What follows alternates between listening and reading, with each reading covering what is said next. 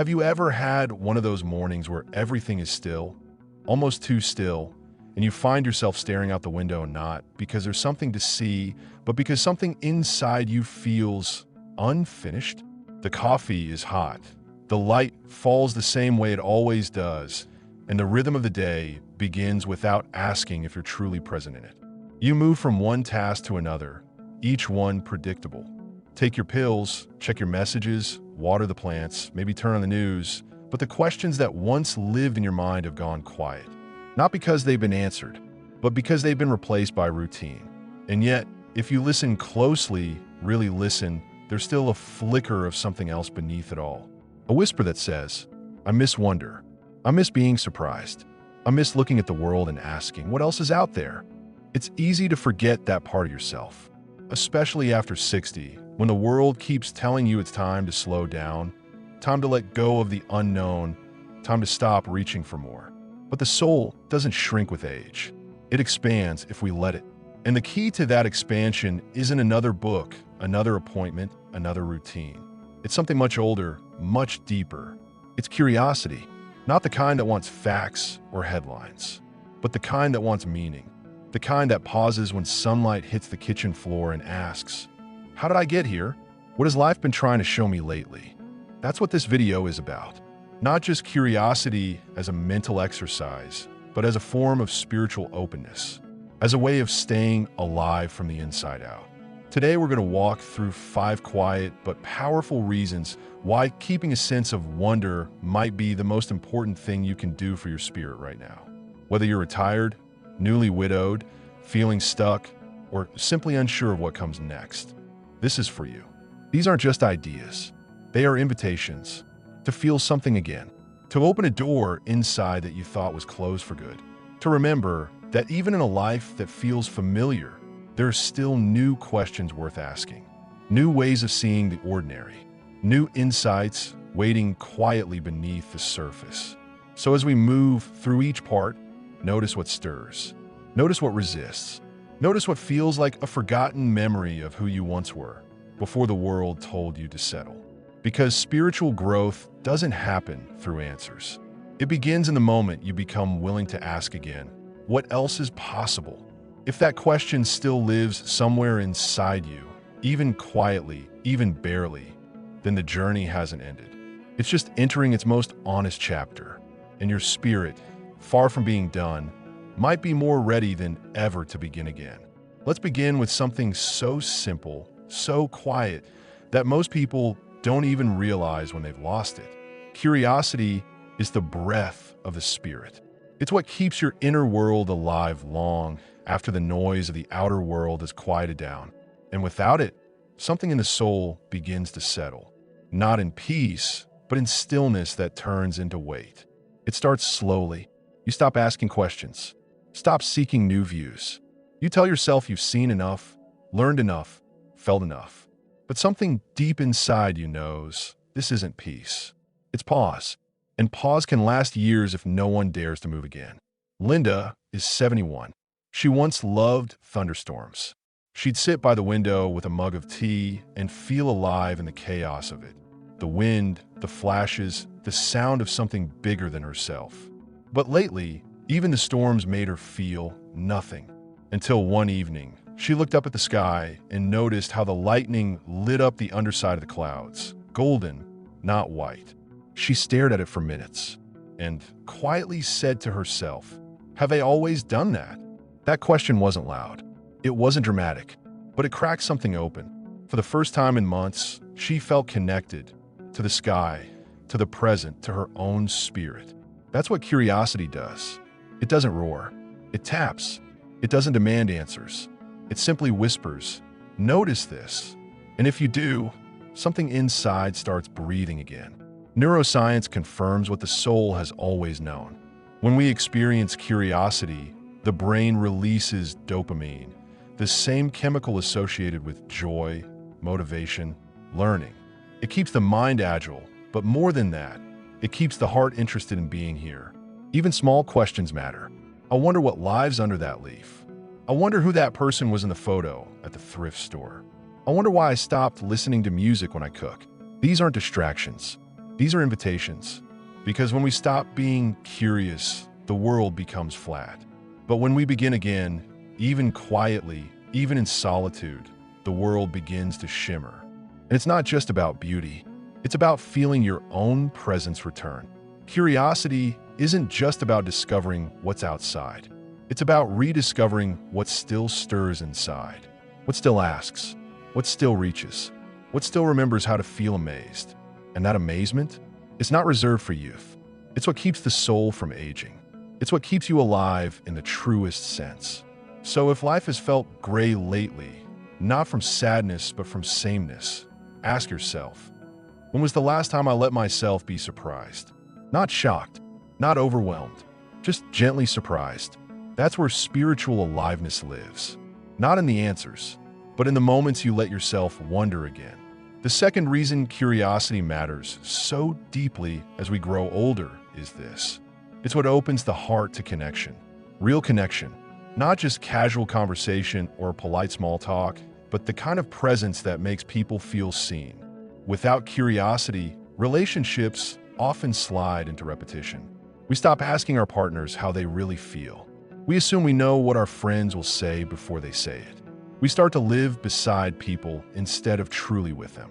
And quietly, the distance grows. But curiosity interrupts that drift. It asks, who is this person today?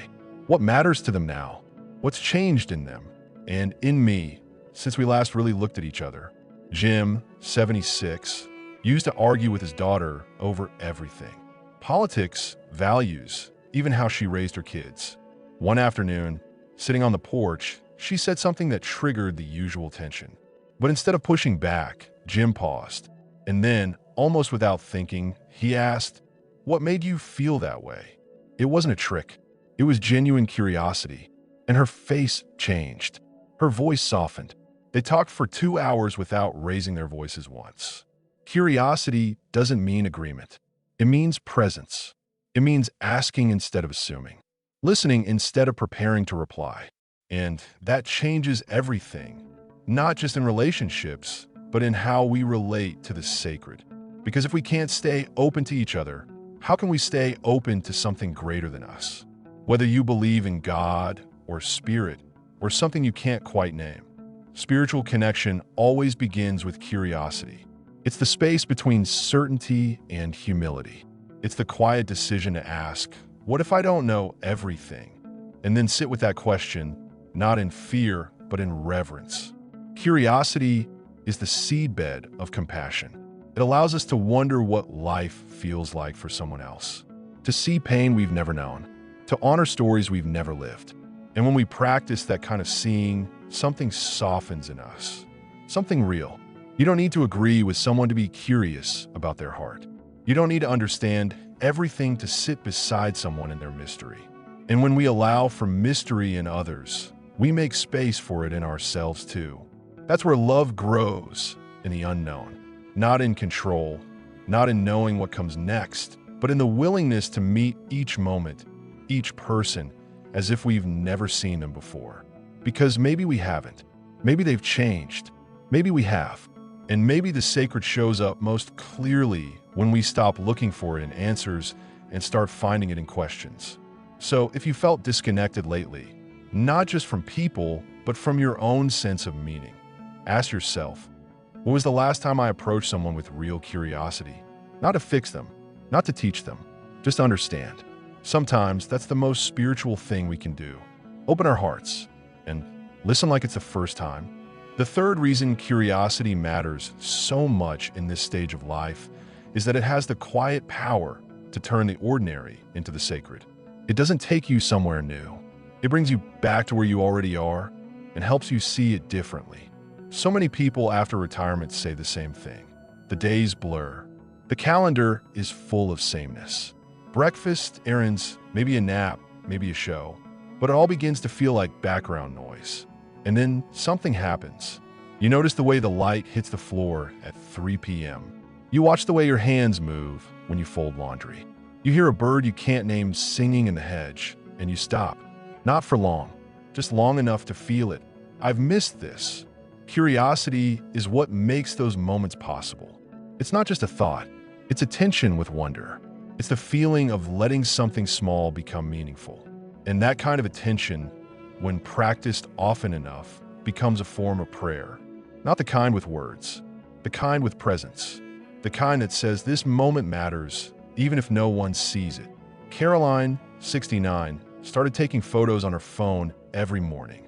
Not of anything special, just the way the tea steamed in her mug, or the cracks in the sidewalk on her walk, or the shadows the trees made on her kitchen wall. I started noticing beauty in places I used to ignore, she said, and it made me feel like I was back inside my own life again. That's what curiosity does. It brings you back into your own life. Because routine isn't the enemy. The absence of presence is. The absence of wonder. The slow drift into numbness that feels like peace but isn't. You don't need to chase excitement to feel alive. You need to see what's already here. And that takes practice. Curiosity is a way to practice being here. Fully, deeply, softly.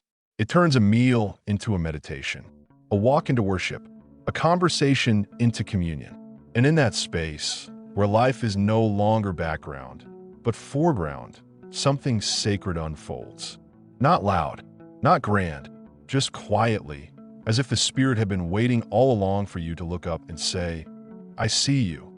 So if your days have started to feel too familiar, if your routines have gone dull, if you find yourself forgetting what day it is, not because you're aging, but because every day feels the same, curiosity might be your way back. Back to presence, back to beauty, back to the part of you that still wants to feel touched by something unseen. Because the sacred doesn't always arrive in church pews or mountaintop visions. Sometimes it arrives in the steam on your window, in the breeze through a curtain, in the slow way your heart softens when you remember this is still your life. And it's not over yet. The fourth reason to remain curious isn't about the world outside you. It's about the world within. Curiosity brings you back to yourself. It opens doors you didn't even know were still there. After a certain age, people begin to say things like, I've already lived my life, or this is just who I am now. But those are statements of fatigue, not truth. The Spirit doesn't stop growing because the calendar says it should. It stops when we forget we're still allowed to change, to stretch, to become. And the key to that becoming is simple. Asking what else might be possible for you. Not 20 years ago, but today. There's something sacred in realizing you haven't finished becoming yourself. That you don't need to reinvent everything, but you can rediscover something. A curiosity about who you are now, who you've never been, and who you might still become. William was 75 when he took a watercolor class at the community center. He'd never painted in his life. The first few weeks, he felt clumsy, foolish even. But one afternoon, as he brushed blue into the paper, he suddenly teared up. I didn't know I had this inside me, he said. That moment changed how he saw his entire life. Not because of art, but because of awakening. Curiosity is what made that awakening possible. It gave him permission to open a door inside himself that had been closed for decades. And that's what's so often missing in later life. Not love, not time, not energy, but permission. To keep discovering. To start over in small ways. To be new, even now. You might not want to learn a language or climb a mountain, but maybe you want to understand your own story differently. Maybe you want to revisit a part of you that went quiet long ago. Music, writing, baking, prayer, friendship. Curiosity can lead you there. It's not about ambition. It's about intimacy with your own soul. Because even if you've raised children, built a life, made mistakes, forgiven others, survived loss, there's more inside you. Not in a self-help way, in a holy way. The truth is, most of us have spent a lifetime becoming what others needed. Curious living is how we finally ask, what do I need now? What brings me alive? And when that question is asked honestly, something old begins to fade. The heaviness, the resignation, the story that says this is all there is. And something new begins to rise. You, as you are now, whole, wondering, becoming. So what does it all add up to? 5 reasons, 5 quiet truths, and 1 deep invitation to return to a part of yourself that still wants to be awake. Curiosity isn't just a pleasant habit. It's a lifeline. It keeps the spirit from drifting. It keeps the heart soft. It keeps the mind from folding in on itself. We began with the idea that curiosity is the breath of spiritual aliveness. It's what reminds you that you're still capable of wonder. Then we saw how it opens the heart to others, to deeper conversations, to grace. We talked about how it brings the sacred into everyday moments, transforming routine into presence. How it gives you back to yourself, revealing parts of you that were never gone, only waiting. And finally, we saw how it allows you to keep becoming, not someone else, but more deeply who you truly are. And now here you are, at the end of this reflection. Maybe something stirred in you. Maybe it didn't. Maybe you're still sitting with your arms crossed, wondering if any of this really matters. But if you've made it this far, I believe a part of you knows it does. Because somewhere inside you, there's still a flicker of what if. What if I tried something new? What if I listened more? What if I looked at my own life again with open eyes? Not because it's easy, not because it changes everything overnight, but because it makes you feel again, makes you pay attention, makes you present.